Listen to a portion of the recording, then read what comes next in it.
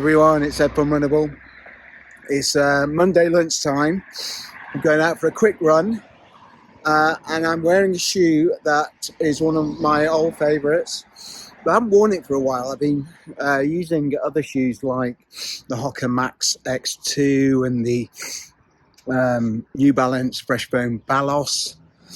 And I just thought I'd remind myself what it's like to run in this shoe and you know how they feel, and they've done a lot of miles this year, but how they compare to those shoes I just mentioned.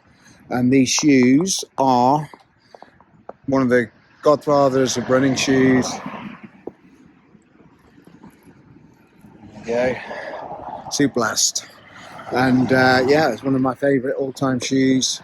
I've got to admit, initially when I got this shoe I didn't like it that much. I found it very firm, a bit hollowy. But it was during a period where I was injured doing my marathon training, and I'd just come back from an injury, actually, an ankle injury, and I needed something that was a bit more stable.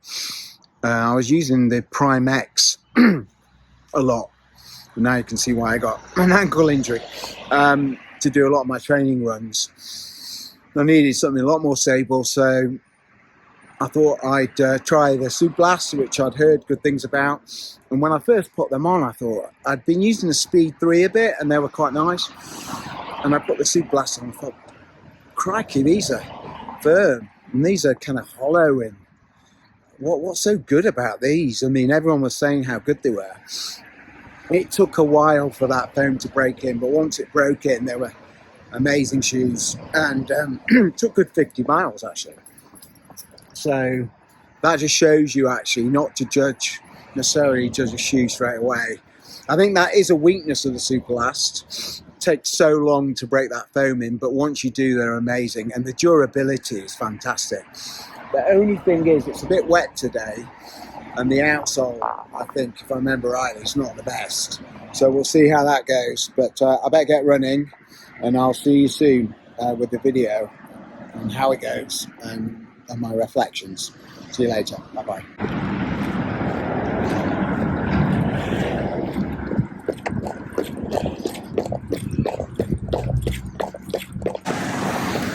So I've always felt with the Superblast that they're the kind of shoe that you kind of get used to, and once you do, you love them. But it can take a bit of time getting used to it. That's how it's been for me, definitely. And now, having not worn them for a while in terms of running, good 3 or 4, maybe a month or 2, definitely over a month,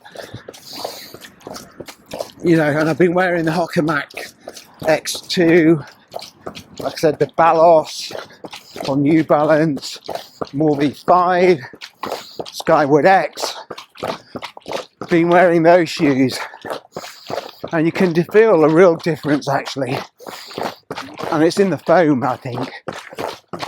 So it's a good foam, this FF Turbo, but it's not what I would class as a bouncy fun kind of foam. It's an efficient foam. You don't sink into the foam despite the high stack, and it feels kind of nice and pingy without feeling bouncy and fun.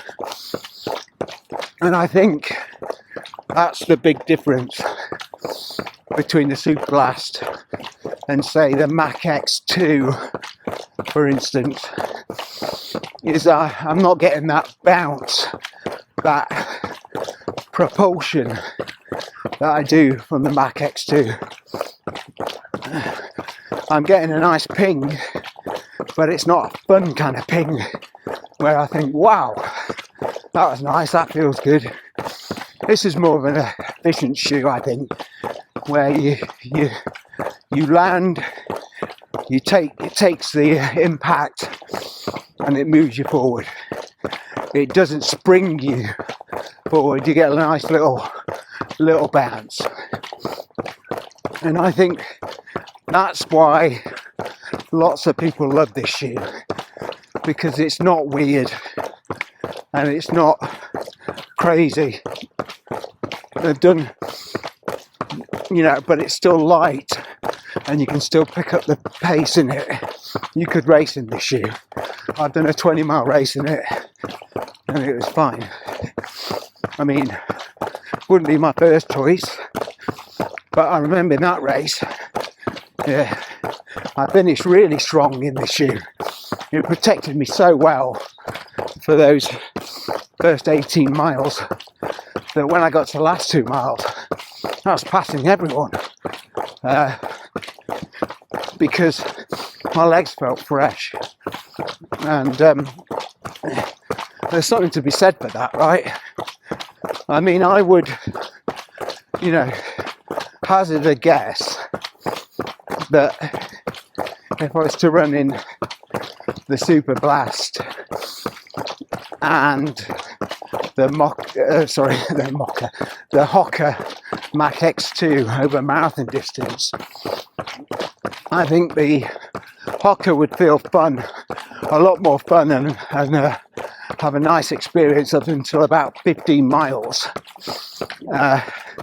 And then I would start to struggle a bit in that shoe, I think. Whereas this shoe, I think it would come into its own later on in the marathon. It's just such a reliable shoe, and I can see why it's got such a good following. I haven't got the second version. I should get it, really. I've been kind of put off because I've been told it's not much better than the first. Maybe slight improvements to the outsole, which needed improving. It's one of the weaknesses of this shoe. I'm even feeling it now on this wet tarmac. It's not the grippiest. You slightly slip back when you land, so economically it's not good. I would actually avoid any kind of racing with this shoe if I knew it was going to be a damp surface, or I knew it was going to rain potentially. That's how bad this outsole is. It's a very durable shoe. That respect, you can't fault it, but the outsole rubber is one of the worst aspects of it. It's got a nice upper. I've never had any complaints with this. Lockdown's brilliant. And like I said, the foam, once you've broken it in, the foam is superb. It's a really nice foam. Just feels like initially that bit stiff and that bit hollow, and you kind of think, well, what's this all about? Why is everyone obsessed by this? And then after so many miles, depending on how big you are, it just happens, and then you kind of have that smile as if to say, now I get it, now I understand, and now I'm part of the Superblast cult. And that was me training for the London Marathon earlier in the year, coming back from an injury, and this shoe saved me, and I was really close to running the marathon in this shoe. And I would have done, I think, had I not, got better quite quickly towards the end of that training block. My ankle kind of recovered, and I thought, right, I'm going to risk the Cielo, and the Cielo was brilliant in that London Marathon, but I'm sure this shoe would have been perfect as well. Just the kind of shoe you need. So anyone who's coming back from an injury who wants a do-it-all shoe that's stable, that you could also race in, you could also run your marathon in, this is up there with the best going. It's hard to beat this as a marathon training shoe. I just find the Mach X2 the Balos and the Skyward X more fun, more pleasurable to run in than the Superblast. And in the end of the day, running should be fun. And even now I'm thinking, you know, probably for this shorter run, if I had one of those shoes on, I'd be preferring the run. And yeah, I got a bit mixed emotions about it all, to be honest. I love this shoe, but I think from a foam perspective, it's been surpassed. And I know there's a version 2 of the shoe, but from what I've heard, tell me in the comments if I'm wrong, there's not a massive difference in the feeling of the foam in the midsole. So it's not like there's been, I know it's FF Turbo Plus, but I don't think it's quite the same as compound potentially you get in the Edge or Sky Paris. And so the difference between version 1 and 2 isn't huge, and in that respect I think it's been surpassed by these other brands a little bit. But, and there is a big but as a marathon training shoe, it's possibly still the king, because if I wanted to do a 20-mile marathon training run, this would be number 1 on my list of shoes to do it in, providing it's not a wet day, you know, because I'd want something that's stable, something that's durable, something that I can move up the gears in, something that has an upper that wouldn't hurt my toes or feet, something with a that's breathable, light. And this is 250 odd grams in my UK size 9. I mean, that's for a training shoe. That's light, very light. I think the Hoka Mach X2 is 260, 270. The Neo Vista is similar. They're all a bit heavier. Skyward X is a lot heavier. Balos is again 260, 270. So this is king when it comes to lightweight shoe. And for that reason, it's got to be up there. I mean, Neo Vista is a good one, because the Neo Vista is, in my opinion, a real rival for this shoe for marathon training. But I don't think you can get quite the speed out of the Neo Vista as you can Superblast. And the other big thing is, I know it's not as durable. So this shoe will last me 2, maybe 3 marathon training blocks.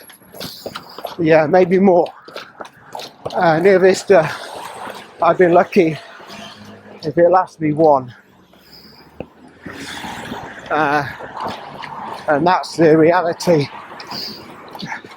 It's not as durable. When I'm running sort of 80 miles a week, you know, it's going to take its toll on a shoe. And something like the Superblast just eats up those miles. Whereas the Neo Vista, you know, with that soft rubber, I think already I've done 150 miles in it. Already it's seen some fatigue, and I'm not a heavy runner either.